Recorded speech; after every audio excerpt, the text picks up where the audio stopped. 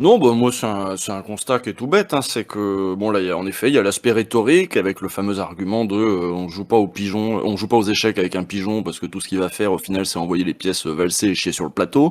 Donc, voilà, on joue pas au même jeu, en fait, quand on débat avec l'extrême droite.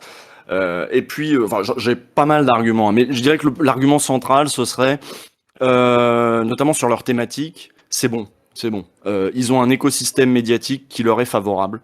On peut se retrouver avec, alors évidemment, on pense à CNews tout de suite. Je veux dire, ils ont plein d'espace pour étaler leurs théories.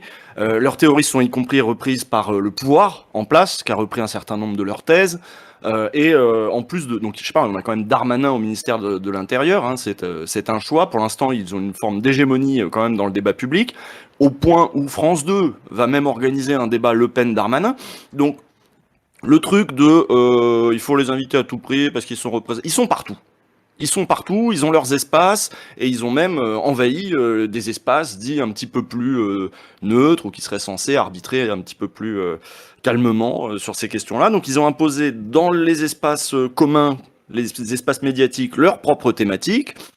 Les contredire avec des chiffres, etc., ça ne sert à rien. Je veux dire, tout le monde le sait. Donc ça, le terrain rationnel sert à rien. L'environnement médiatique leur est favorable. Si on agit, enfin si on pense en tant que matérialiste, on regarde qu'il y a une économie, en effet, des idées, il y a des structures, elles nous sont tout à fait défavorables. On va pas en plus les inviter dans nos espaces, et nous, on va pas en plus aller en défensive dans leurs espaces. Je conçois que des responsables politiques soient obligés de le faire, qu'il y a quand même, c'est quand même des espaces dans lesquels il y a peut-être éventuellement des gens à rattraper, il faut peut-être pas les laisser parler entre eux, etc. Mais enfin, moi, qui ne suis pas responsable politique, qui ne suis pas tenu à quoi que ce soit d'autre que ce que moi je m'impose et ce que moi j'ai envie de faire, je ne suis absolument pas tenu de répondre à ces gens-là.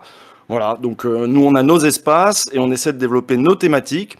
Et moi le but que je fixe, et je pense que c'est comme ça que la gauche peut gagner, c'est en les mettant eux dans la défensive, en imposant nos thèmes à nous et en les regardant tout perdus face à nos thématiques à nous. Parce que c'est sur nos thèmes que on peut créer un lien avec ce que pensent vraiment les gens.